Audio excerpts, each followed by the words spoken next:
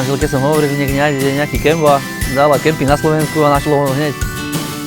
Bolo tam, že 2013 bol akože ohodnotený na kemp roka. Tak milo som prekvapená množstvom atrakcií, ústretovým personálom a príjemným prostredím.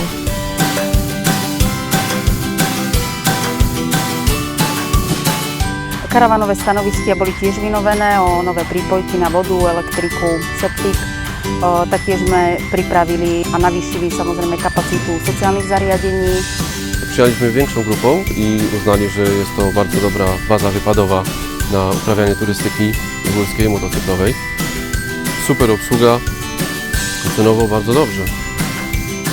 Tento rok sme navýšili ubytovaciu kapacitu pre našich klientov. Pribudli nám do kempu nové domčeky luxury, sú to mobilné domy, taktiež drevený domček Romantik.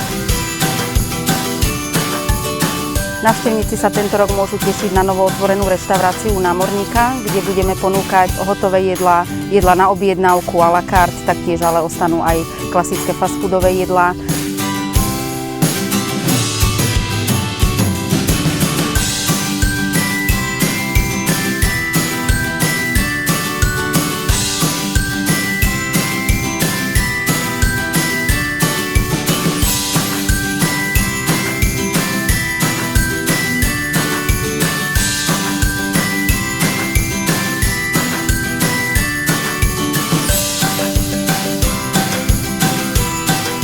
Ďalšou novou atrakciou je tiež výletná loď Mária, ktorá poskytuje hodinové plavby.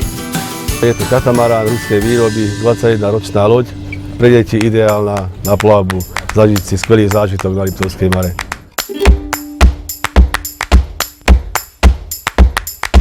Deti plavbu milujú lode, zážitky na vode a po tej hodinovej plavbe na Liptovskej Mare si ozaj prídu na svoje.